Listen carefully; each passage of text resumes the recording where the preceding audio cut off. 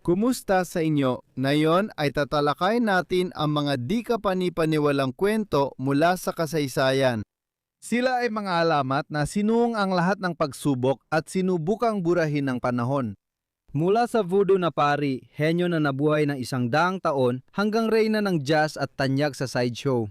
Kaya samahan mo ako habang ating tuklasin ang lahat ng ito at marami pang iba.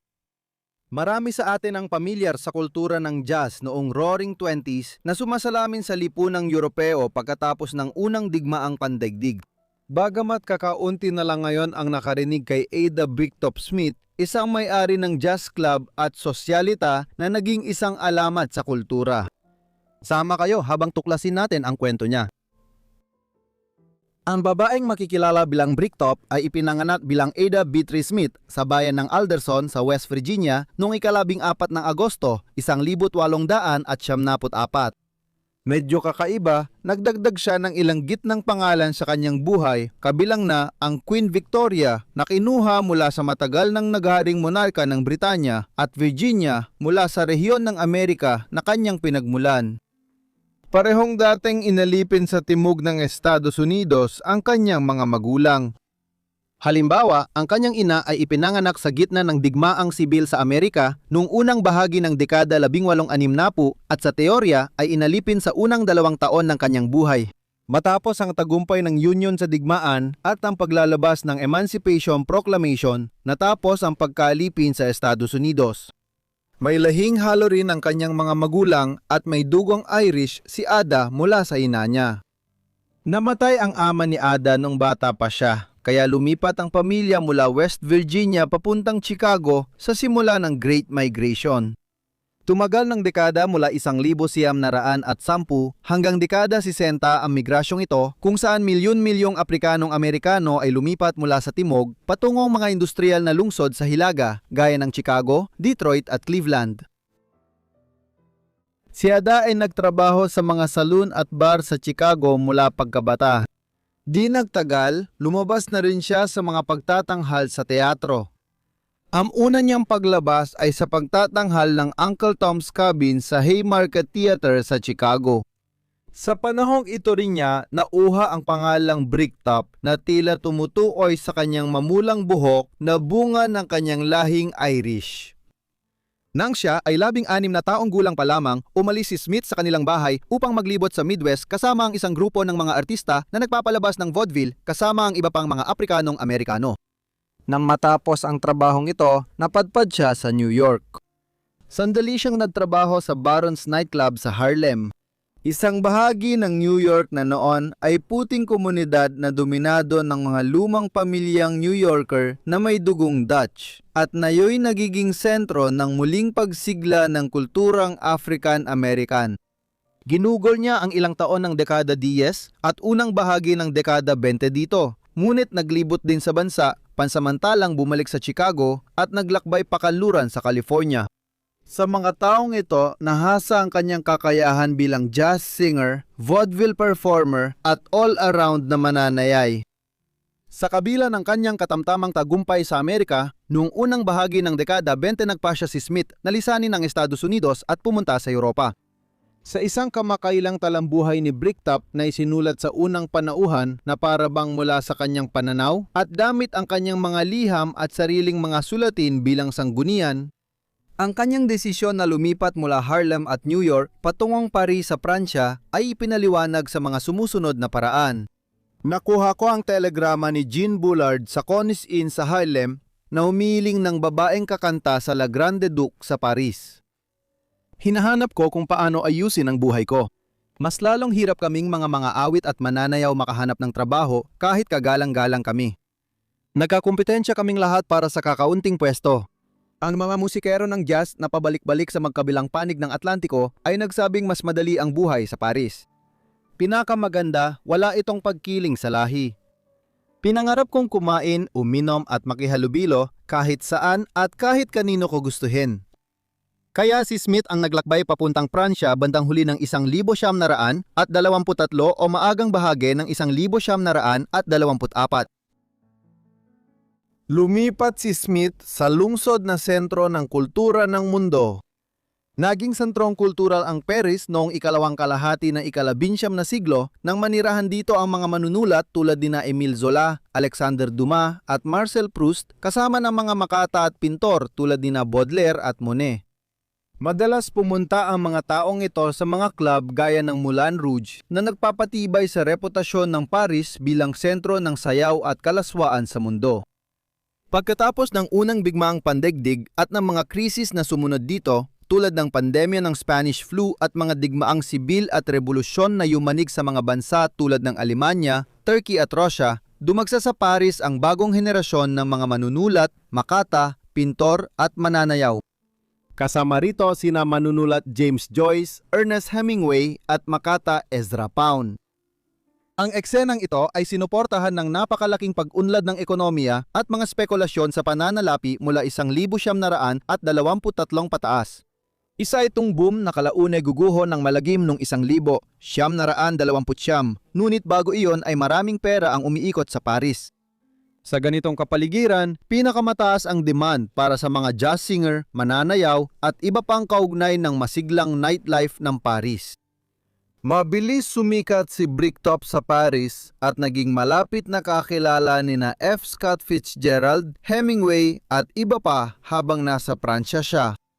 Habang kumupunta ang mga manunulat at artistang ito, lalo pang dumami ang tao sa mga palabas ni Ada nang dumalo sina Fitzgerald at Hemingway. Patuloy pang tumaas ang kanyang kasikatan at madalas siyang kunin ni Cole Porter bilang tagapaglibang sa kanyang mga party. Nakilala siya sa pagtuturo sa mga bisita ng mga pinakabagong usong sayaw tulad ng Charleston at Black Bottom. At sinasabing tinuruan pa niya ang magiging Haring Edward ang ikawalo kung paano sayawin ang dalawang ito. Pinag-iisipan na niyang magsarili at magtayo ng sarili niyang lugar dahil naiinis siya kung gaano kaliit ang mga dance club sa Paris kumpara sa mga venue sa Amerika. Gayunpaman, ang una niyang pagtatangka ay nagkaproblema sa lisensya at hindi kailanman natuloy. Noong 1926 sa wakas ay nagawa ni Smith na magbukas ng sarili niyang lugar. Tinawag niya itong Chair Bricktop at agad itong naging matagumpay. Naging isang mahalagang po-kultural sa Paris sa ikalawang kalahati ng Roaring Twenties. Nagbunga ito ng maraming alamat na kwento. Sa isang pagkakataon, ang dakilang Amerikanong manunulat na si John Steinbeck, mayatda ng The Grapes of Wrath at Of Mice and Men, ay lasing na itinapon palabas ng Chair Bricktop ni Smith. Sikat si Steinbeck sa paghingi ng tawad sa pamamagitan ng pagpapadala ng taxi na puno ng rosa sa club sa Paris. Pagkatapos noon, muli siyang tinanggap ni Ada. Ang kilalang si Fred Astaire ay bumisita pa at nagtanghal sa club. Ang club ay binanggit din sa maraming nailatalang akda noong panahon na iyon nina Hemingway, Fitzgerald, Evelyn Waugh at iba pa. Panandalian lang ang tagumpay nito. Noong taglagas ng 1929 naganap ang pagbagsak ng Wall Street na sinundan ng dakilang depresyon. Habang nagsimula ang lahat ng ito, ang mga inuman, jazz scene at mga party noong dekada 20 ay naging malayong alaala at ang mga club tulad ng Chair Bricktop ay nahirapan. Marami ang kinailangang tuluyang magsara. Dahil sa kasikatan ng Chair Bricktop, nagtagal pa ito, ngunit kalaunan, nagsara rin ito. Pansamantalang bumalik si Smith sa US na bihira lang makahanap ng trabaho doon. Ang hindi tiyak na kalagayan nito at pagkamatay ng kanyang ina noong 1938 ay nagdulot sa kanya ng matinding pagkabalisa. Lalo pang pinahirap ng pagsiklap ng ikalawang digmaang pandigdig noong 1939 ang industriya ng libangan. Sa panahong nagsisimula pa lang itong makabawi ng maayos mula sa epekto ng malaking depresyon. Gayunpaman, nakapag-iwan na siya ng pangalan sa Europa noong dekada 20 at malapit nang bumalik doon. Bagamat mahirap ang dekada 30 at unang bahagi ng dekada 40 para kay Bricktop, agad din siyang nakabangon. Noong 1942, lumipat siya sa Mexico, isa sa ilang bahagi ng mundo na halos hindi naapektuhan ng digmaan. Doon, nagtayo siya ng matagumpay na club sa lungsod ng Mexico at pinamahalaan ito ng ilang taon. Pagkatapos, habang muling bumangon ang Europa at unti-unting nakarecover ang ekonomiya matapos ang pagkawasak ng ikalawang digmaang pandaigdig, bumalik siya sa Paris noong 1949. Nakakalungkot, hindi na katulad dati ang lungsod na naalala niya. Nawala sa kabisera ng Pransya ang titulo bilang sentro ng kultura ng mundo noong dekada 1930 at hindi na talaga ito naibalik. Lumipat ang titulo sa New York City, isang lugar na alam ni Ada na hindi masyadong hinahanap ang vaudeville at pagsasayaw. Dahil dito, nagtungo siya sa Roma matapos ang isang maikling pagsubok na muling magtagumpay sa Paris. Sa kabisera ng Italia, naranasan niya ang muling pagsigla ng kanyang karera, pinatakbo niya ang isang matagumpay na club dito noong dekada 1950. Nagpasaya siya ng maraming sikat na bisita dito, kabilang sina Elizabeth Taylor, Frank Sinatra, Martin Luther King Jr. at marami pang iba. Matagal ding naging malapit na kaibigan ni dating Haring Farouk I ng Ehipto na nagbitiw sa trono si Bricktop at madalas siyang regaluhan ni Farouk ng pabango at tabako mula sa kanyang mga paglalakbay. Isa sa mga bahagi ng buhay ni Smith na madalas na pag-uusapan nitong mga nakaraang taon ay ang kanyang sexualidad. Noong 1927 sa Paris, nakilala niya at nagsimula ng isang relasyon sa isang saxophone player na naggangalang Peter Duconge. Nagpakasal sila noong 1929, ngunit agad nagkaproblema ang kanilang pagsasama nang malaman ni Smith ang mga relasyon ni Duconge sa iba. Sa katunayan, naghiwalay sila noong dekada 1930, ngunit hindi sila opisyal na nagdiborsyo at nanatili silang legal na mag-asawa hanggang sa pumanaw si Duconge noong 1967. Gayunpaman, mukhang malaki ang posibilidad na bisexual din si Smith. Sa ikalawang kalahati ng dekada 1921 sa mga pinakatanyag na performer sa Sherbrooke ay ang Amerikanang jazz singer na si Josephine Baker, isang babaeng kilala bilang kauna-unahang African-American na babae na naging bida sa isang malaking pelikula nang lumabas siya sa Siren of the Tropics noong 1927. Ikinuwento ni Bricktop sa isa sa mga anak ni Baker.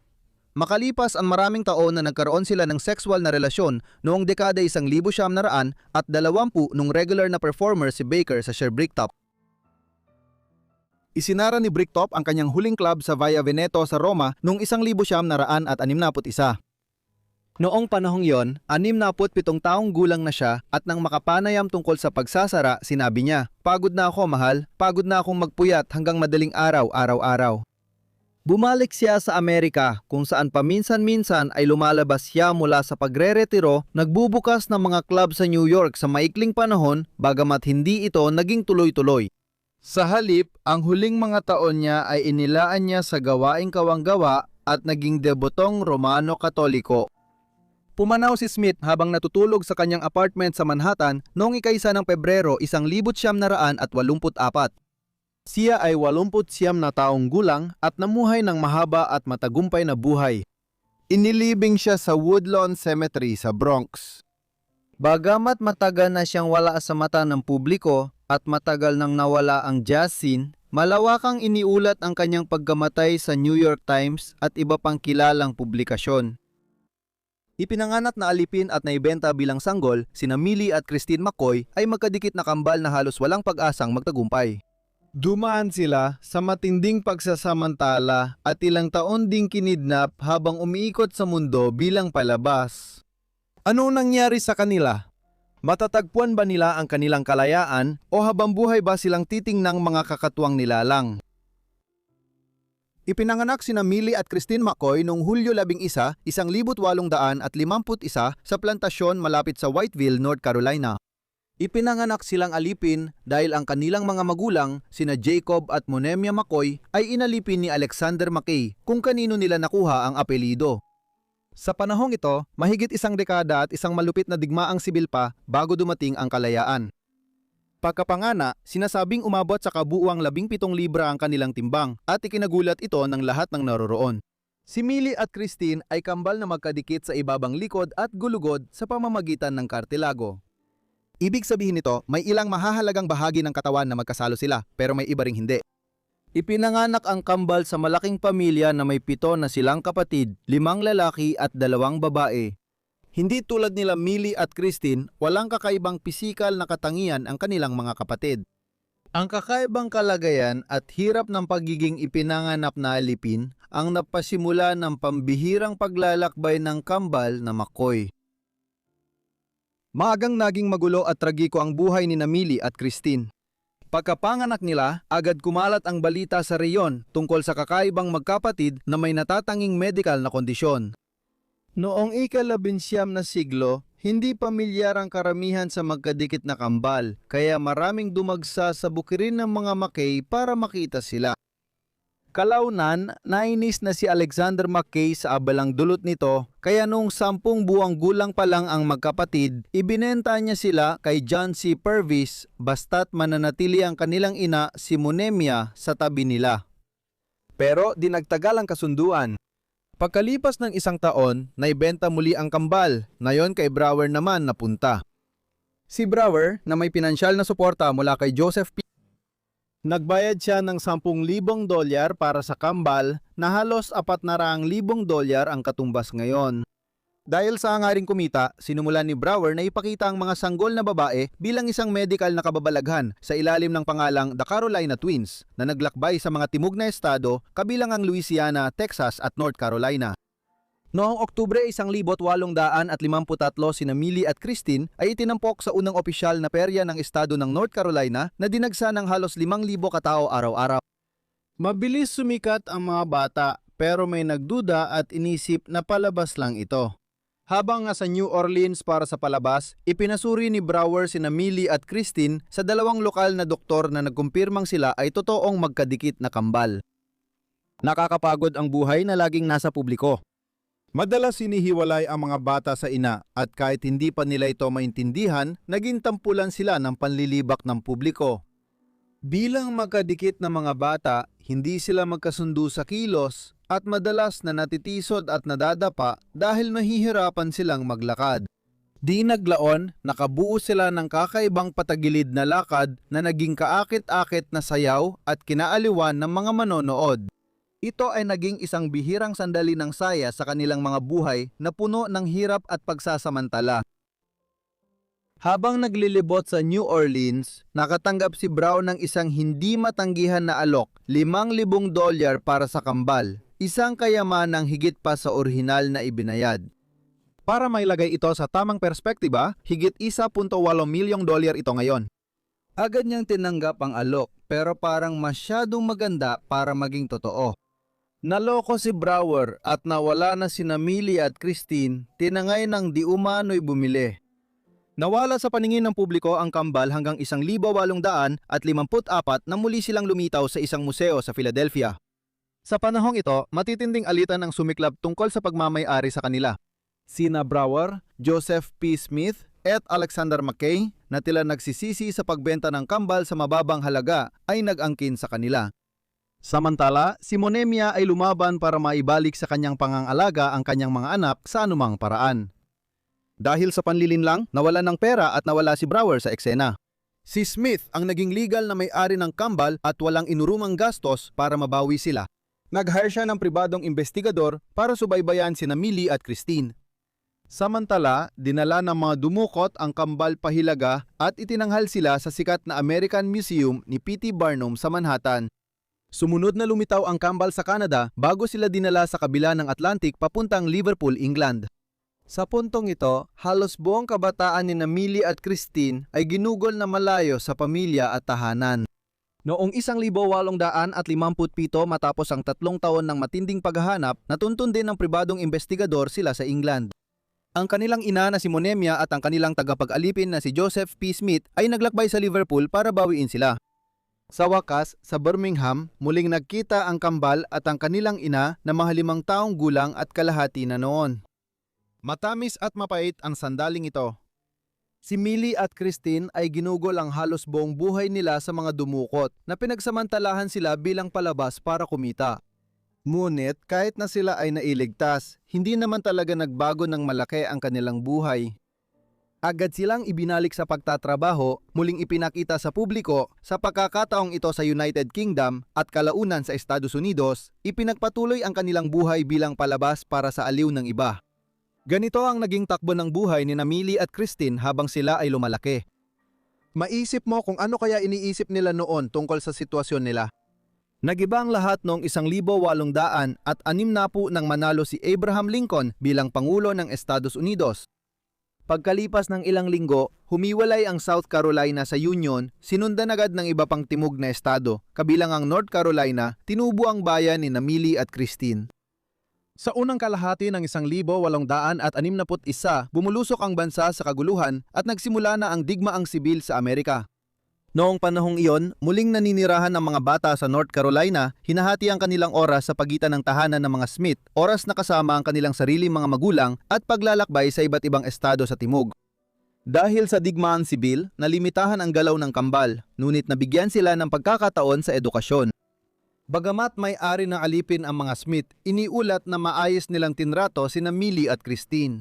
Pati ang asawa ni Joseph ay nilabag ang batas sa pagtuturo ng pagbasa at pagsulat sa mga bata, isang matapang na hakbang noon.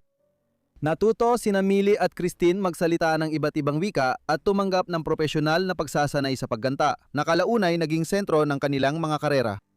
Pumanaw si Joseph Smith noong panahon ng digmaan, iniwan ng isang ari-arian na may mahigit 30 alipin. Kahit patay na siya, alipin pa rin sina Millie at Christine ng pamilya Smith. Pagkatapos ng digmaang sibil, sa wakas ay dumating ang kalayaan. Ang kambal, kasama ang kanilang mga magulang, mga kapatid at napakarami pang iba sa timog, ay pinalaya ng tuluyang ipagbawal ang pagkaalipin sa Estados Unidos. Pagkatapos ng digmaan at sa kanilang kabataan, sina Millie at Christine ay muling nakalibot na may mas mataas na kalayaan kaysa dati. Ito ay panahon kung kailan ang mga sirko o mga palabas na noon ay malupit na tinatawag na freak show ay nasa rurok ng kasikatan. Pinamunuan ng mga tagapamahala tulad ni P.T. Barnum ang mga grupong nagpapakita ng kakaibang medical na kondisyon gaya ng higante, pandak, babaeng may balbas at mga taong may sobrang bahagi ng katawan. Noong wala pang telebisyon at radyo, mas nangingibabaw ang kuryosidad kaysa simpatya sa mga taong ganito ang kalagayan, kaya dagsang tao sa mga sirko at perya tuwing dumarating ang mga ito.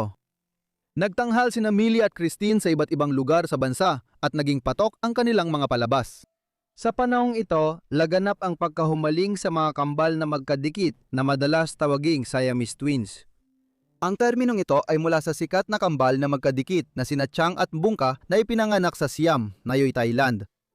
Minsan, ipinapakita sina Millie at Christine ng disente para patunayan na sila ay magkadikit, pinapawi ang kuryosidad ng publiko nang hindi nilalabag ang kanilang kahininan. Habang naglilibot sila, minsan kaugnay ng Barnum Shoals o ibang tagapamahala, mas naging bihasa sila sa pamamahala ng gawain at mas komportable sa kanilang kalagayan. Nagsulat sila ng memoir sa dulo ng dekada 60 ng 1800 gamit ang motto na, "Kung ano ang itinakda ng Diyos, tinanggap namin," na nagpapakita ng kanilang pagtanggap at determinasyon na gawing mabuti ang kanilang kalagayan.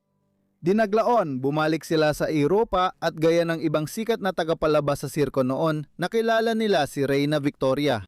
Isa sa mga tampok ng kanilang pagtatanghal ay ang kanilang mga duet kung saan sabay na kumakanta ang magkapatid o nagpapalitan, si Christina ang kumukuha ng isang berso at si Millie naman ang umaawit ng kor o kabaliktaran.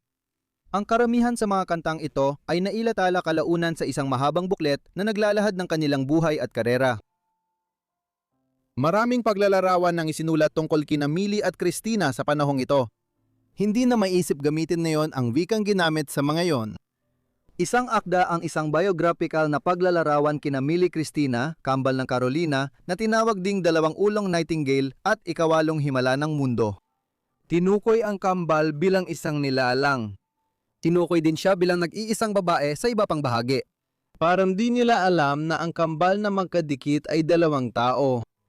Isa pang hindi ka nais-nais na anunsyo tungkol sa pagdating ng mga babae sa Liverpool noong 1871 ay tinukoy sila bilang kargamento na dumarating sa isang barko na nagsasabing may dumating na kargamento na, sa mga salita ni Ginoong Toole, ay maaring tawaging kakaiba. Nagulat ito tungkol sa isang dalagang may isang katawan pero dalawang magkaibang isipan na isinilang na may dalawang ulo. Lahat ng matatalinong lalaking nakakita sa kanya kamakailan sa Washington Hotel ay makakapagpatunay sa kahangahangang talinong taglay ng pareho niyang otak. Ang kakayahan ng dalawang ulo na makipag-usap ng sabay sa dalawang magkaibang tao tungkol sa magkaibang paksa ay sapat ng patunay nito, ngunit hindi dito natapos ang hiwaga. Ilan sa pinakamagagandang duet sa musika ay inawit ng mataas na soprano at dalisay na kontralto. Nagmumula sa dalawang ulo ang mga nota, ngunit iisa lang ang katawan na nagbibigay sigla. May ilan namang gumagawa lang ng medyo hangal na mga biro. Biniro ng Cincinnati Enquirer na bagay maging hurado ang dalagang may dalawang ulo. Kaya niyang makita ang parehong panig ng kaso ng sabay.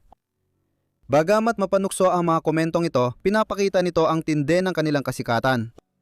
Pero ang buhay ba nila ay basta na lang palabas para pagtawanan o nagawa ba nilang gawing pambihira ang masamang kasikatang iyon?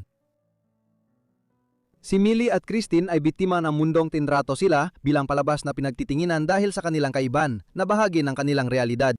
Gayunpaman, maganda ang gantimpala ng mga performer tulad nila na nagtrabaho para kay Barnum at iba pang sirko noon. Kung magagamit nila ang kasikatan nila ng tama, pwede silang kumita ng malaki at magretiro ng maayos. Kumikita sina Millie at Christine ng humigit kumulang $25,000 bawat taon sa County Fair Circuit sa Amerika. Ang mas malalaking palabas sa lungsod at biyahe sa Europa ay nagbigay ng mas malaking kita.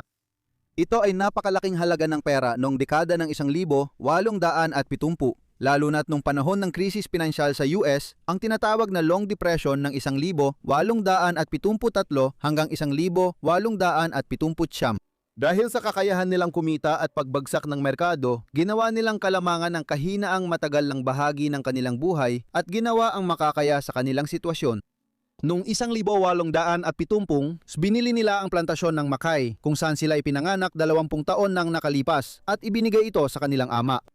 Nakuha nila ang bukirin nang mamatay ang ama at nagtayo ng malaking bahay na may 14 na kwarto, dun sila tumira kasama ang maraming kamag-anak.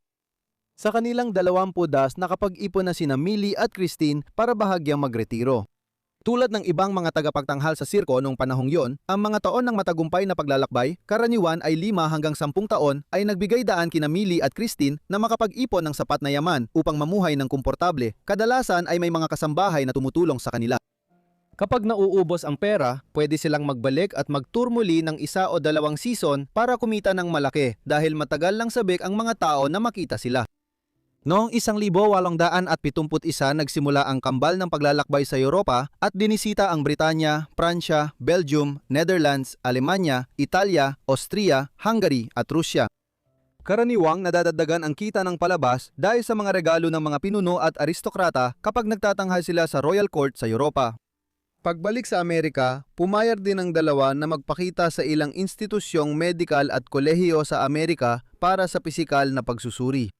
Maaring itong ituring na mapagsamantala at malupit. Gayunpaman, dapat tandaan na talagang kulang ang kaalaman noon tungkol sa penomeno ng magkakambal na magkadikit at sabik ang mga doktor na mas maintindihan ito. Nagretiro na sina Millie at Christine mula dekada 1880 pataas.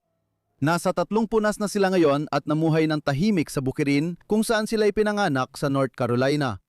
Ayon sa pag-aaral, palihim na tumulong ang kambal sa komunidad sa pagpopondo ng lokal na paaralan para sa mga batang babaeng itim at pagsuporta sa ilang kolehiyo sa Carolinas, kadalasang hindi nila inilalantad na sila ang nagbigay ng mga donasyong ito. Mas mahaba ang buhay nila kumpara sa karamihang kambal na magkadikit na kadalasan ay may komplikasyon sa kalusugan dahil sa pagbabahagi ng mahalagang bahagi ng katawan at mga organo. Sa kaso ni Millie at Christine, namatay sila sa maagang bahagi ng kanilang 60 taon hindi dahil sa pagiging magkadikit, kundi dahil sa isa sa mga pangunahing sanhi ng kamatayan noon, tuberculosis. Ito ang naging sanhi ng pagkamatay ni Millie noong 8 ng Oktubre, 1912 sa edad na 61. Ayon sa ulat, si Christine ay namatay 12 oras matapos si Millie isang napakalungkot na pagtatapos. Inilibing sila sa sementeryo sa Waiteville kung saan sila ipinanganak mahigit 60 taon ang nakalipas. Sa kanilang lapida, nakasulat, isang kaluluwang may 2 kaisipan, 2 pusong nagkakaisa. Iniwan ng kambal ang kanilang malaking ari-arian sa mga natitirang miyembro ng kanilang pamilya. Naging paksa kamakailan sa ilang talambuhay sina Millie at Christine, muling binubuhay ang kanilang nakalimutang kwento. Ang Rebolusyong Haitian ay mahalaga sa kasaysayan ng Caribbean dahil nagpatalsik ang mga itim na alipin sa kolonyal na pamahalaan, pinawalang bisa ang pagkaalipin at nagtayo ng sariling pamahalaan. Nagsimula ang lahat sa isang seremonya ng voodoo sa Boacamon noong Agosto 1770, isa na pingampasiwaan ni Cecil Fatiman. Tuklasin natin ang kanyang kwento.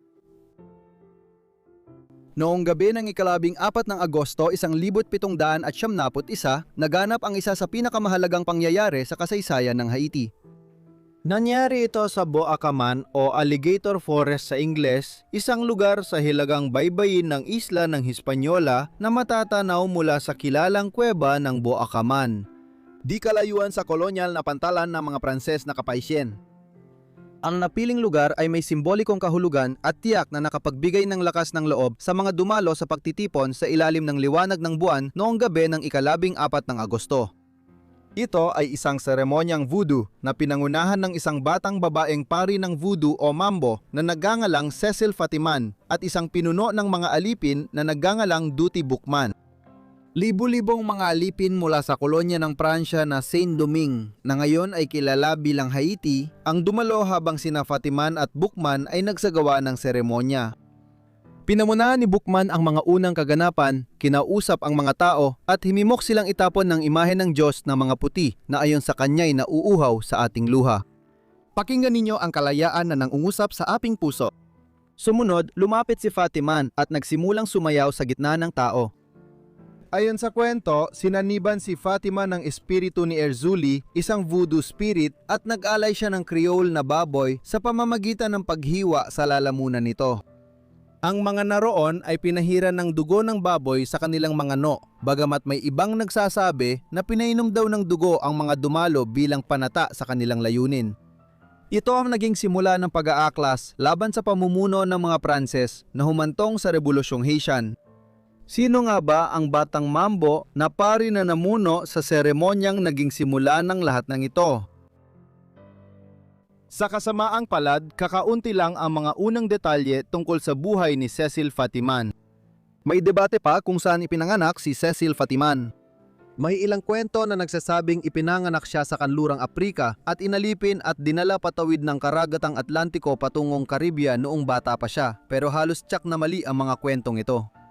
Batay sa kung gaano siya nakaugat sa kultura ng mga alipin sa Saint-Domingue noong unang bahagi ng dekada 1770 sa papel niya sa seremonya sa Bois Caymon at sa edad niya noon, mas malamang na ipinanganak si Fatiman sa Hispaniola. Dagdag pa, ang pangalang Cecil ay nagpapakitang ipinanganak siya sa plantasyon ng mga alipin ng mga Pranses. Isang haka-hakang teorya tungkol kay Fatiman ang nagsasabing siya ay mestiza at ipinanganak ng isang aliping babae na isinilang sa Afrika at isang nanirahan sa Saint-Domingue na ang apelyido ay von Neuhoff. Ang von Neuhoff na ito ay isang lalaking may lahing Aleman at Franco-Italian na ang lolo ay si Theodore I ng Corsica. Si Theodore ay may makulay na buhay. Anak siya ng mababang ranggong maharlikang Aleman at naging sundalo, diplomat at kalaunan koronel. Naglakbay siya sa buong Europa at sandaling nagdeklara sa sarili bilang hari ng isla ng Corsica sa Mediterranean noong 1700 at 36 ilang dekada bago naging bahagi ng Pransya ang islang yon.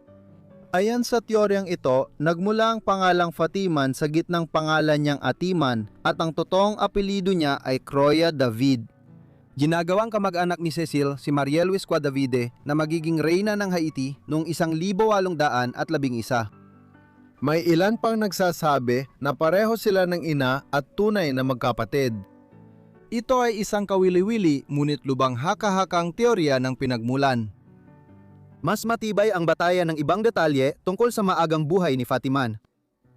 Inilarawan siyang matangkad, may matalim na berdeng mga mata, mahaba at pinong buhok at mas maputing kutis kaysa sa karamihan ng mga inaliping tao sa Hispaniola noon, batay sa teoryang may lahi siyang halo. Pinaniniwala ang ipinanganak siya noong 1771 kaya siya ay 19 o 20 taong gulang lamang nung naganap ang seremonya sa Boacamon. Dahil dito, nagsimula ang kanyang pagsasanay bilang isang voodoo mambo na pare sa murang edad, noong siya ay teenager pa lamang o baka mas bata pa. Nabuo ang reliyong voodoo sa Hispaniola mula sa pinagsamang tradisyong panreliyon ng kanlurang Afrika at Romano-Katolisismo ng mga Pranses at Kastila.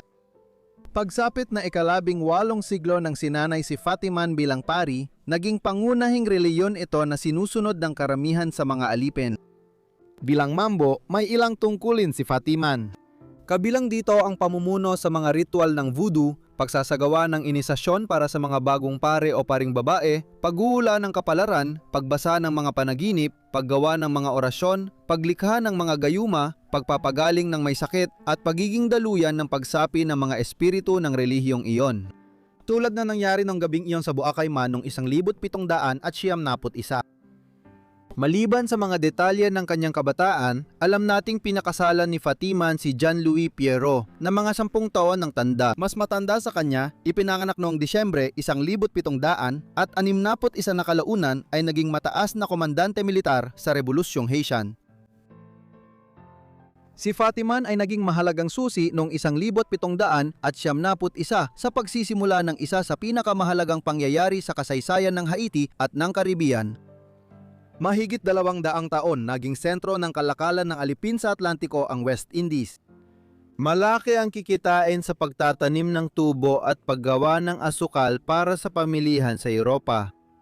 Gayunpaman, dahil halos naubos na ang mga katutubong tao ng Caribbean noong ika-16 na siglo dahil sa mga sakit na dala ng mga Europeo tulad ng bulutong at tigdas, nagdala ang mga Kastila, Hollands, Pranses at Briton ng milyon-milyong alipin sa Caribbean upang magtrabaho sa mga plantasyon ng tubo.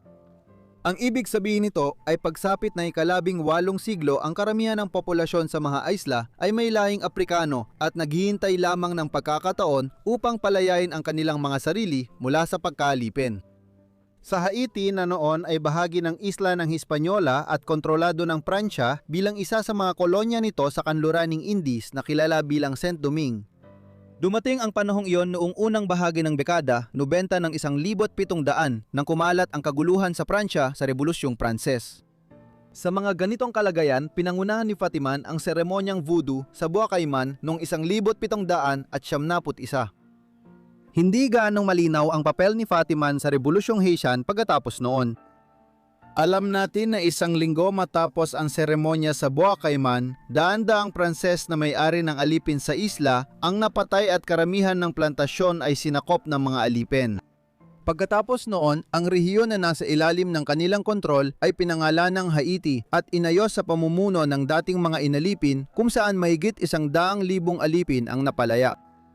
Libu-libong may-ari ng plantasyon ang pinatay sa mga sumunod na buwan.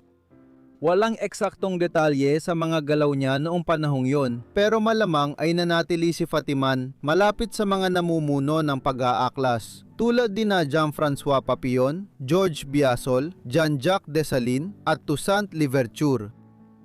Ang kanyang asawa, si Jean-Louis Pierre, ay naging kilalang komandante rin sa rebelyon, kaya't nanatili siyang malapit sa parehong mga lider ng politika at militar. Ang revolusyon ay dumaan sa maraming liko at pagbabago sa susunod na dekada at higit pa. Una, sumuportang pamahalaang Pranses sa mga rebelde sa pamamagitan ng pag-alis ng pagkaalipin sa kanilang mga kolonya. Ang Britanya at Espanya, mga kaaway ng Pransya, ay nakialam sa Hispaniola noong kalagitnaan ng dekada 1770. Ngunit sa huling bahagi ng dekada, nakuha na ng mga rebelde sa pamumuno ni Louverture ang kontrol sa Haiti.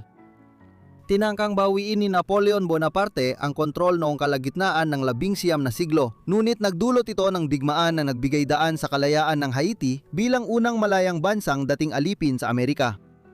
Ang papel ni Fatiman sa mga unang yugto nito ay napakahalaga at maaari nating ipalagay na nagpatuloy siyang gumanap ng papel sa likod ng mga pangyayari sa buong takbo nito. Matapos ang kalayaan, naging imperyo ang Haiti sa pamumuno ni Jean-Jacques Dessalines. May pag-asa ang mga tao, ngunit nahati ang bansa sa politika. Maikli lamang ang itinagal ng imperyo dahil noong 1900 at 6 pinaslang si Dessalines sa isang kudeta. Nahati ang Haiti sa 2 rehiyon na pinamunuan ng magkaribal na gobyerno, si Pangulong Henri Christophe sa semi-feudal na Hilagang Estado at si Alexandre Pétion sa mas mapagparayang Republika ng Timog Haiti. Noong 1811 idineklara ni Christophe ang sarili bilang Haring Henry I ng Estado ng Haiti, ngunit hindi siya naging popular. Matapos siyang atakihin sa utak at humina ang suporta sa kanyang pamumuno, nagpakamatay siya noong 1820. Ang kanyang 16 anyos na anak at tagapagmana ay pinatay makalipas ang 10 araw. Pagkatapos nito, si Jean-Pierre Boya, ang humalili kay Pétion bilang presidente, ay pinag-isa muli ang hilaga at timog ng bansa bilang Republika ng Haiti. Noong 1822, inangkin niya ang bagong nagsariling Espanyol na Haiti na nagdala sa buong Hispaniola sa ilalim ng iisang pamahalaang Haitian. Siya ay naging presidente ng halos 25 taon, mas mahaba kaysa sa sinumang ibang leader ng Haiti. Ang mga detalye ng buhay ni Cecile Fatiman pagkatapos ng Rebolusyong Haitian ay halos kasing labo rin ng kanyang maagang buhay. Nagkaroon sila ni John Louis ng 2 anak, Marie Luisa Emilia at Piero Alexi. Ang kanyang asawa ay naging prinsipe ng Haiti noong dekada ng 1800 at 10 sa panahon ng monarkiyang pamahalaan at kalaunan ay nagsilbi bilang presidente ng Republika ng Haiti sa maikling panahon noong 1845 at 1846, kaya naging unang ginang si Ceci, ngunit sila ay naghiwalay kalaunan. Ayon sa alamat, nabuhay si Sisi hanggang 1883 at namatay siya sa napakatandang edad na 112. Hindi pa kumpirmado kung totoo ito. Tulad ng marami pang iba sa kanyang buhay, ang pagiging sentenaryo niya at ang mga pangyayari sa kanyang kamatayan ay nababalot ng alamat at misteryo. Malawak ang pamana ni Cecile Fatiman ngayon. May natatani siyang lugar sa maagang kasaysayan ng Rebolusyong Haitian, ngunit ito mismo ay medyo kakaiba. Dahil siya ay isang mahalagang tauhan sa pinakaunang mga araw ng rebolusyong yon. Dahil nagsimula ito sa Haiti sa seremonyang voodoo, kaunti lang talaga ang alam natin tungkol sa mahaba niyang buhay pagkatapos. Sa napakatagal na panahon, natabunan ng papel niya sa mga pangyayari noong dekada ng 1770 ng mas kilalang mga tao tulad nina Louis Viture at Dessalines.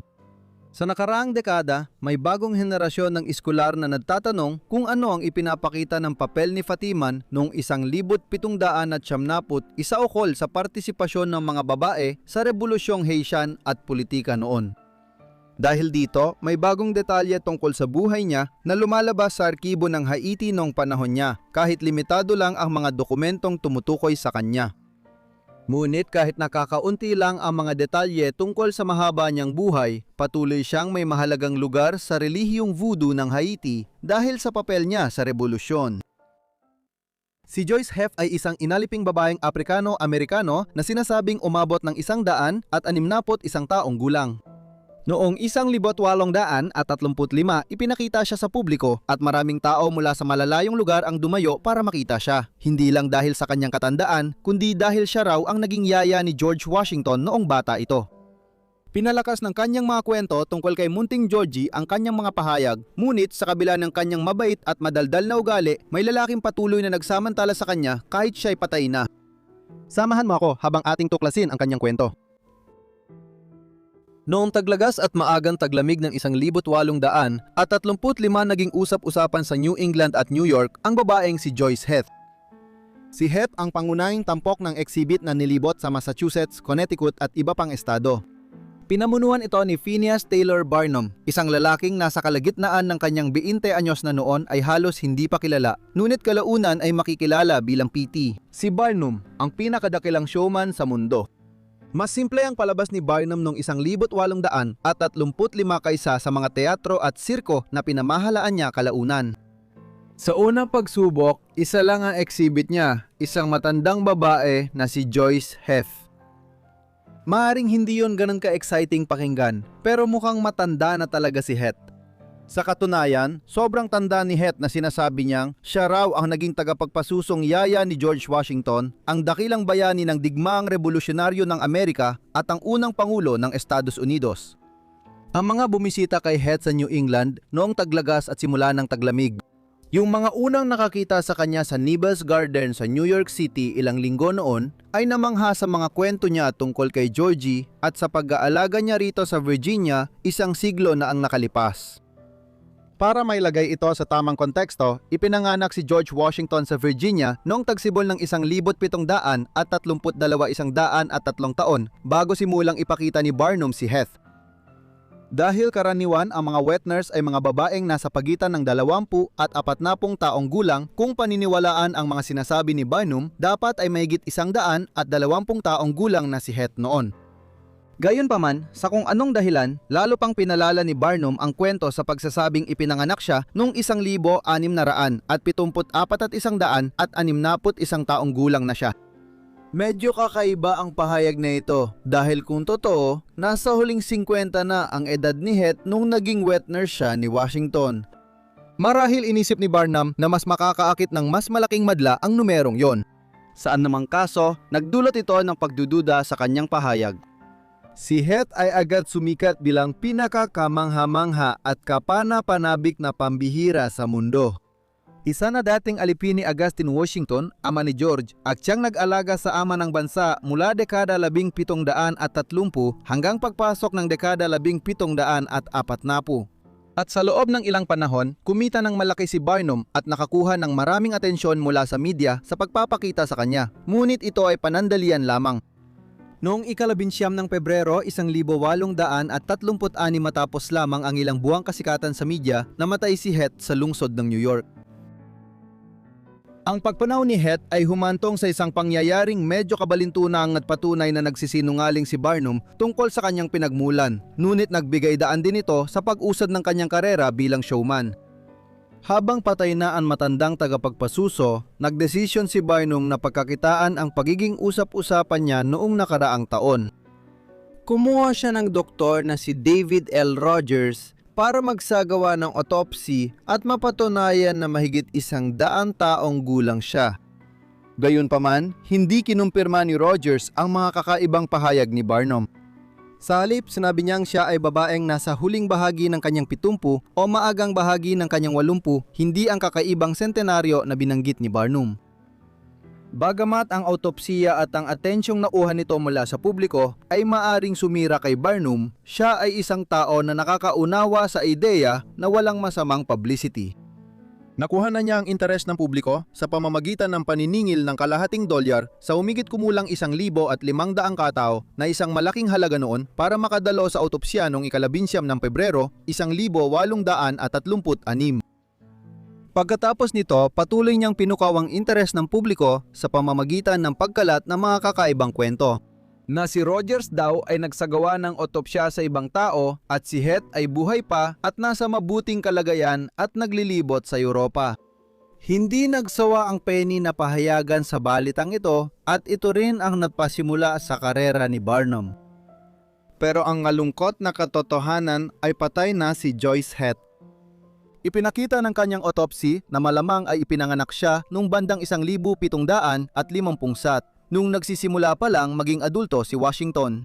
Kaya kung hindi si Joyce Het ang sinasabi ni Barnum na siya, sino nga ba talaga siya?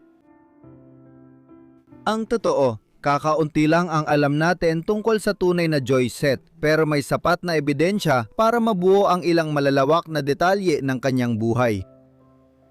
Tila ipinanganak siya bandang dekada 1750. Hindi tiyak kung saan siya ipinanganak, bagamat halos sigurado tayong hindi totoo ang sinasabing noon na siya ay nagmula sa isla ng Madagascar sa baybayin ng Silangang Afrika. Sa halip, mas malamang na nagmula siya sa isang pamilyang alipin sa isa sa mga timog na estado at ang Virginia, Carolinas o Georgia ang pinakamalamang na lugar. Dahil sa panahon ng kanyang kapanganakan, wala namang anumang record na nag-uugnay sa kanya sa Washington Estate sa Mount Vernon. Lumabas lang ang mahahalagang tala tungkol sa kanya nang siya'y matanda na at inalipin sa Kentucky. Noong unang bahagi ng 1835, nalaman ni Barnum ang tungkol sa kanya mula kay R.W. Lindsay, isang showman mula Kentucky. Pagkatapos ay pinuntahan niya ito at nadatna ng isang napakatandang babae na lubos ng bulag, may makapal na uban, maliit ang pangangatawan, mga kuko na parang mga kuko ng ibong mandaragit at isang muka na puno ng kulubot at tanda. Ang pinakakakaiba kay Het na halos tiyak na dumaranas ng malubang pag-uulyanin at pagkawala ng memorya ay na napakadaldal niya at mahilig siyang magkwento tungkol sa pag-aalaga sa mahal niyang munting Georgie para aliwin ang mga bisita. Bukas pa rin sa diskusyon kung sino si Georgie, pero agad inayos ni Barnum ang pag-upa kay Het dahil bawal na sa kanyang bumili ng alipin sa mga malalayang estado sa Hilaga pagsapit ng kalagitnaan ng dekada 1830. Gumawa rin siya ng pekeng kasulatan ng bentahan na di umano'y mula pa noong ika-18 siglo na nag-uugnay kay Het sa pamilya Washington. Dahil doon, nagtungo si Barnum sa New York upang ipakita ang tinawag niyang aliping tagapagpasuso ni George Washington. Kapag sinuri natin ang mga pangyayari noong 1835 at isinasaalang-alang kung sino talaga si Joyce Heth, napakalinaw kung gaano kasama ang ginawa ni Barnum sa pagtatangkang ipakilala siya sa mundo bilang 161 taong gulang na tagapagpasuso ni George Washington. Hindi lang niya ginawang palabas ang mahina at matandang alipin na babae para kumita ng pera, kundi labis din niyang pinagod ito. Sa kasagsagan ng kasikatan niya noong 1835, ipinakita ni Barnum ang bulag na 80 taong gulang na ito, 6 na araw sa isang linggo, mahigit 12 oras bawat araw. Maaring kamayan siya ng mga tao, kunin ang kanyang pulso at hawakan siya basta't naangkop na para bang tinatrato siyang parang hayop.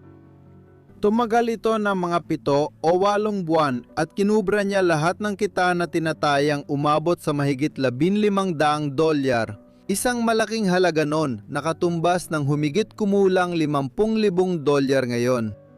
Nilabag ni Barnum ang mga patakaran sa pagmamay-ari ng alipin sa pamamagitan ng pag-upa kay Het mula sa may-ari nito sa Kentucky, isang estadong may bisa pa noon ang pagkaalipin, at pagdadala sa kanya sa mga malalayang estado sa Hilaga kung saan bawal ang pagkaalipin. Pero sa totoo lang, binili na niya si Het at illegal siya naglalakbay sa New York at New England kasamang isang alipin. May mga usap-usapan pa tungkol sa mas matinding pang-aabuso. Halimbawa, may isang kwento na si Barnum daw ay nilasing si Het at ipinabunot ang natitira niyang mga ngipin para magmukha siyang mas tunay na 161 taong gulang kahit ano pa man ang itsura ng 161 taong gulang. Hindi malinaw kung totoo ang kwentong ito at posible ring wala nang ngaipin si Het noong una silang nagkakilala. Ang kwento mismo ay nagpapakita kung paano inabuso ni Barnum si Het, isang matandang babaeng di na kayang alagaan ng sarili. Marami ang sinisisi si Barnum sa pagkamatay ni Het dahil sa sobrang hirap ng schedule niya na naging sanhi ng maagang pagkamatay nito. Gaano man kalupit ang naging pagtrato ni Barnum kay Joyce Heth, walang duda na ang buong pangyayaring ito ang nagpasimula ng kanyang karera. Pagkatapos ng autopsy kay Heth, itinayo niya ang Barnum's Grand Scientific and Musical Theater. Naranasan nito ang tagumpay at kabiguan dahil sa Panic of 1837 krisis sa pananalapi na ng pabagal sa ekonomiya noong huling bahagi ng dekada 30 ng ika-19 na siglo. Pero nang nagkaroon muli ng pera ang mga tao noong unang bahagi ng dekada 40 ng ika-19 na siglo, dumagsa sila. Ang pinakabagong negosyo ni Barnum, ang Scudder's American Museum, ay isang lugar kung saan ipinapakita ni Barnum ang iba't ibang tao na may mga tinuturing noon na pisikal na kakaibahan. Mga taong pandak, mga albino, mga may higantismo at iba pang mga kondisyon. Ito ang simula ng mahabang karera ng lalaking nakilala bilang pinakadakilang showman at nagtatag ng Barnum at Bailey Circus na yumaman sa pagsasamantala sa mga hindi pinalad tulad ni Joyce Heth, na dito nagsimula ang lahat noong kalagitnaan ng dekada 30 ng ika-19 na siglo. Nakakatuwang isipin na hanggang ngayon, lalo na dahil sa pelikulang The Greatest Showman, noong 2017 pinapalakas pa rin ang reputasyon ni Barnum kahit hindi binanggit ang mga hindi kanais-nais na bahagi ng kanyang buhay at karera. Inilibing si Joyce Heth sa Bethlehem, Connecticut na bayan ni Barnum matapos ang autopsy. Sabi niya ginawa niya ito ng naipaggalang, pero hindi nito pinansin ang lahat ng nagawa niya noon.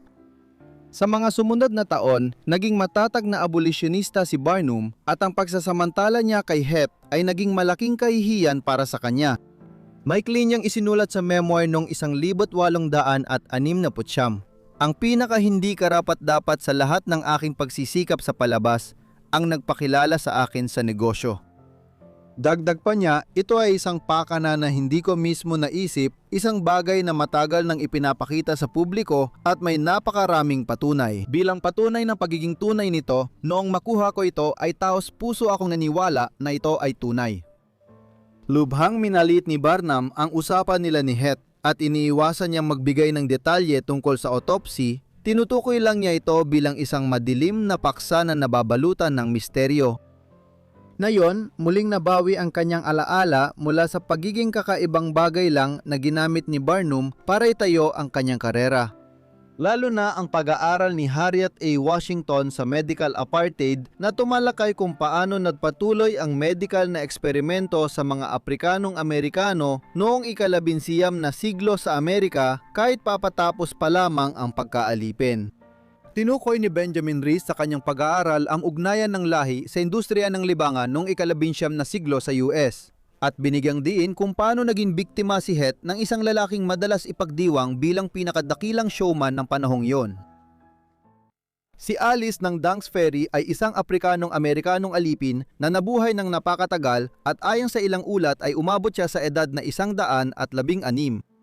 Dahil ipinanganak siyang alipin, hindi siya natutong magbasa o magsulat, ngunit siya ay napakatalino at may kamanghamanghang memorya.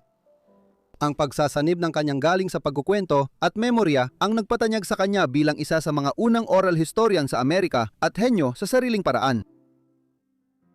Si Alice ng Dunks Ferry, na kilala rin bilang Matandang Alice at Itim na Alice, ay ipinanganak bilang alipin sa bagong tatag na bayan ng Philadelphia sa Pennsylvania sa mga gitnang kolonya ng British North America noong bandang 1686. Ang kanyang mga magulang ay mga aliping dinala sa Amerika mula sa Barbados sa Caribbean. Hindi malinaw kung sila ay doon ipinanganak o ipinanganak sa Africa at dinala bilang mga alipin patawid ng Atlantic habang bata pa. Si Alice ay ipinanganak ilang taon lamang matapos maitayo ang Philadelphia noong 1600 at 82 at naalala niya na lumaki siya roon. Noong panahong tinatawag pang isang ilang ang reyon, pangunay naninirahan doon ang mga India na nangangaso sa kagubatan. Habang ang mga pantera, lobo at hayop ng gubat ay gumagala sa paligid ng kanilang mga wigwam at kubo. Si Alice ay isa sa kakaunting hindi pinalan sa Pennsylvania na hindi naman sentro ng mga nag-aalipin. Ang pagkaalipin ay unti-unting umusbong sa mga kolonya ng Britanya sa Hilagang Amerika noong ika-17 siglo, nagsimula noong huling bahagi ng dekada 1600 at 10 at sa dekada 1600 at 20 bilang paglilingkod sa ilalim ng kontrata, kung saan dinala at pinilit magtrabaho ang mga Aprikano ng ilang taon. Pagkatapos nito, kadalasan silang pinalalaya at binibigyan ng sariling lupa sa gilid ng kolonya. Ganitong kasunduan rin ang ginawa para sa mga Irish sa Virginia kung saan marami ang naging indentured servant ng matagal. Gayunpaman, sa mga Aprikano sa Hilagang Amerika, lalo pang lumala ang kanilang kalagayan kalaunan. Pagsapit ng huling bahagi ng ika-17 siglo nang ipinanganak si Alice, naipatupad na ang mga batas na epektibong lumika ng pagkaaliping itinuturing na ari-arian at pagkaalipin sa mga plantasyon na naging bahagi ng maagang kasaysayan ng Amerika. Iba naman ang sitwasyon sa Pennsylvania. Itinatag ang kolonya na ito noong unang bahagi ng dekada 1680 at 80 ni William Penn, isang English Quaker na nakatanggap ng lupa mula kay Haring Charles Ikalawa ng Inglaterra bilang kabayaran sa malaking utang ng korona sa kanyang yumaong ama. Sa loob ng susunod na 25 taon, pinalago ni William ang Philadelphia at ang mga karatig na lugar bilang isang kanlungan para sa mga relihiyosong tumututol tulad ng mga Quaker, Baptist at Moravian na inuusig sa Europa. Umabot din sa mga inalipin ang diwang pagpaparaya. Kalaunan, ang mga Quaker ang naging pangunahing puwersa sa kilusan laban sa pagkaalipin sa mga kolonya at Britanya, kung saan si William Wilberforce, pinuno ng kilusan sa Inglaterra, ay Quaker din. Dahil dito, mas konti ang mga inaliping tao sa Pennsylvania kumpara sa mga timog na kolonya tulad ng Virginia at Hilaga at Timog Carolina. Ang 5 o 6,000 alipin sa Pennsylvania ay kadalasang mas mabuting tinatrato kaysa sa mga alipin sa mga taniman ng tabako at bulak sa timog. Lahat ng ito ay nakaapekto sa buhay ni Alice at, gaya ng makikita natin, konektado ang kanyang mga karanasan sa mga personalidad tulad ni William Penn noon kabataan niya. Noong 10 taong gulang si Alice, kinuha siya mula Philadelphia at ipinadala sa Dunks Ferry. Matatagpuan ito malapit sa Philadelphia sa Nishimini State Park, Bucks County, Philadelphia. Dito, malinaw mong makikita ang skyline ng Philadelphia kaya hindi nalayo si Alice sa lumalaking bayan. Ang dahilan ng kanyang paglipat ay upang magsilbing taga-pamahala ng ferry sa Dunks kung saan itinatag ang isang ferry upang maghatid ng mga manlalakbay sa kabila ng Ilog Delaware noong 1675. Dito siya inalipin ni Samuel Carpenter at inatasang mamolekta ng bayad sa mga taong gustong sumakay sa ferry para makatawid sa ilog. Gugugulin niya ang susunod na 40 taon sa pagtatrabaho sa Dunks Ferry. Marami tayong alam tungkol kay Alice dahil isinulat ni Isaiah Thomas ang kanyang kwento matapos siyang mamatay. Siya ang nagtatag ng American Antiquarian Society noong 1812 at isa ring mamamahayag at manunulat. May kakaibang karangalan din siya dahil siya ang unang nagbasa ng Declaration of Independence sa Massachusetts noong 1776 matapos itong pagtibayin ng Second Continental Congress sa Philadelphia. Noong 1804 naglatala si Tomas ng isang aklat na pinamagatang Eccentric Biography o Memoirs of Remarkable Female Characters, Ancient and Modern at BP na may mga larawan. Koleksyon nito ng halos 100 may ikling talambuhay ng mga kilalang babaeng personalidad, karamihan ay pinuno at maharlikang babae noong ika-18 siglo, tulad ni Catherine the Great ng Russia at ang pilosopo at maagang feministang si Mary Astol. Ang unang tala sa aklat ni Tomas ay ukol kay Alice ng Dunks Ferry at ayon sa mga nakausap ni Tomas na nakakakilala kay Alice sa huling bahagi ng kanyang buhay, nagbigay siya ng mahalagang salaysay tungkol sa kanya. Kay Tomas natin nalaman na kilala ni Alice ang maraming mahahalagang personalidad sa maagang kasaysayan ng Pennsylvania at binanggit niyang naalala niya si William Penn, ang may-ari ng Pennsylvania, si Thomas Story, James Logan at ilan pang mga kilalang tao noong panahong yon. Si Penn ang nagtatag ng kolonya at namuno hanggang sa kanyang pagkamatay noong 1718 pagkatapos ay ipinagpatuloy ito ng kanyang pamilya. Si Thomas Story ay isang kilala at kontrobersyal na Quaker na matapos sa Pennsylvania ay bumalik sa Europa at ilang beses inaresto dahil sa pangang-aral ng paniniwalang panreliyon sa Inglaterra at Irlanda. Si Logan, isang Scots-Irish, ay naging alkalde ng Philadelphia. Noong 1737 nilagdaan niya ang walking purchase kasama ang mga Lenape Indian na nagbigay daan sa pagpapalawak ng kolonya ng Pennsylvania patungong kanluran. Sa wakas, ang amo ni Alice sa Dunks Ferry na si Samuel Carpenter ay naging kaibigan ni William Penn sa buong buhay niya at siya ang unang ingat-yaman ng kolonya ng Pennsylvania. Kagiliw-giliw, madalas siyang nakatala na tumututol sa institusyon ng pagkaalipin, ngunit malinaw na taliwas ito sa kanyang pagmamay-ari kay Alice.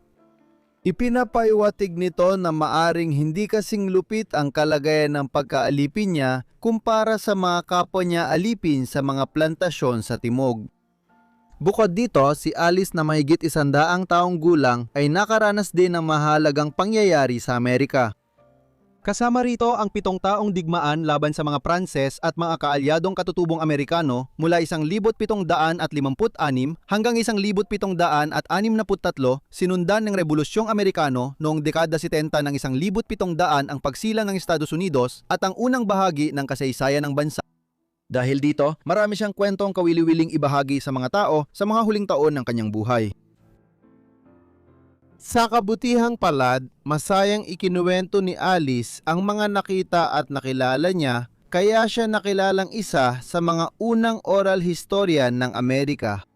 Sa dekadang trabaho niya sa Dunks Ferry, kilala si Alice sa pakikipagkwentuhan sa mga naghihintay na pasahero tungkol sa kasaysayan ng Pennsylvania at sa pagkwento sa kanila tungkol kay William Penn at sa mga kasama niya sa unang kasaysayan ng kolonya. Si Alice ay hindi marunong magbasa at magsulat kaya hindi niya maisulat o mabasa ang kanyang mga alaala sa Philadelphia at Pennsylvania, ngunit kilala siya sa galing ng memorya at talino. Halimbawa, sa mga huling taon ng kanyang buhay, kahit matanda na siya, ayon kay Isaiah Thomas, kaya pa rin niyang ipaliwanag kung paano nagbago ang Philadelphia bilang lungsod tuwing binibisita niya ito. Ipinapakita niya kung saan dati ang simbahan at iba pang gusali isang siglo nang nakalipas, pati kung ano ang nawala at natira mula noon. Kakaunti lang ang nagduda sa kanyang mga kwento at kilala siyang tapat at mahinahon sa buhay. Malinaw, based sa paraan ng pagsilat ni Tomas tungkol sa kanya, si Alice ay naging parang bahagi na ng buhay sa Pennsylvania noong huling bahagi ng ika-18 siglo kung saan ang mga tao mula sa malalayong lugar ay naglalakbay upang marinig ang kanyang napakadetalyado at masaganang mga kwento tungkol sa unang panahon ng kolonya.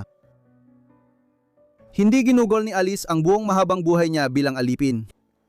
Pagkatapos ng 40 taon ng pagtatrabaho sa Dunks Ferry na sa panahong yon ay malamang nasa mga unang 50 dash na siya, pinalaya na siya mula sa pagtatrabaho doon. Hindi malinaw kung ibig sabihin nito ay binigyan siya ng kalayaan o kung pinayagan lang siyang magretiro. Ano man ang kaso, mukhang ang kalagayan niya pagkatapos ng 1,740 ay karaniwan ng tulad ng isang malayang babae. Noong 1,780 sinundan ng Pennsylvania ang Vermont at naging ikalawang bahagi ng Estados Unidos na nag-alis ng pagkaalipin. Kaya namatay si Alice bilang malaya. Namuhay siya ng mahabang buhay sa pagreretiro at umabot ng tinatayang 116 na taon, isang haba ng buhay na mukhang totoo base sa mga ulat na napatunayan na siya ay nasa Pennsylvania noong mga unang taon ng kolonya at kilala niya si William Penn, isang lalaking namatay noong 1718. Ginugol niya ang huling bahagi ng buhay bilang tagapagsalaysay ng kasaysayan at abala sa iba't ibang gawain. Relihiyosa siya, pinababasa sa iba ang Biblia at dumadalo sa simbahan sakay ng kabayo kahit sinasabing nasa 70 taong gulang na siya. Mahilig din siyang mangisda, madalas siyang magsagwan papunta sa gitna ng ilog Delaware kahit sa kanyang katandaan para mangisda at bihirang umuwi na walang magandang huli. Nagpatayo pa si Alice ng negosyo sa pagbebenta ng inasnan na isda o shad noong tumanda na siya. Habang tumatanda siya, humihina ang kalusugan niya. Noong 1,780 lumabo ang paningin niya at tuluyang nabulag. Ang pahayag ni Isaias Tomas na milagrosang bumalik ang kanyang paningin sa edad na 100 at 2 ay tila mahirap paniwalaan. Iniulat din niya na bago siya namatay, naging ganap na puti ang kanyang buhok at ang huling ngipin niya ay nalaglag ng buo sa edad na 116 na taon. Sa kabila ng lumalalang kahinaan, kilala siyang dumadalaw sa Philadelphia paminsan-minsan kahit nung huling mga taon niya ay nanirahan siya sa Bristol sa Pennsylvania sa hilagang silangan ng Philadelphia sa tabi ng ilog Delaware. Namatay siya roon sa hindi tiyak na petsa noong 1802 at tinatayang siya ay 116 na taong gulang. Kung totoo ito, mapapabilang siya sa 30 pinakamatatandang taong nabuhay kailanman at malamang siya ang pinakamatanda sa mundo noon. Kasalukuyang binubuo muli ang kanyang kwento mula sa iba't ibang arkibo at may plaque sa Dunks Ferry bilang pagkilala na dating naroon ang tawiran sa ilog na inalagaan ni Alice ng higit 4 na dekada. Salamat sa panonood ng video tungkol sa mga kwentong ito ng kasaysayang itim. Sana naging interesante ito para sa inyo. Ipaalam ninyo sa akin ang palagay ninyo tungkol sa video sa mga komento sa ibaba at kung may iba pa kayong mga suhestyon, siguraduhin ding ipaalam yun sa akin sa mga komento sa ibaba.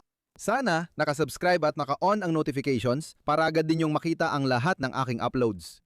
Hanggang dito muna, magkita tayo sa susunod na Forgotten Lives. Salamat!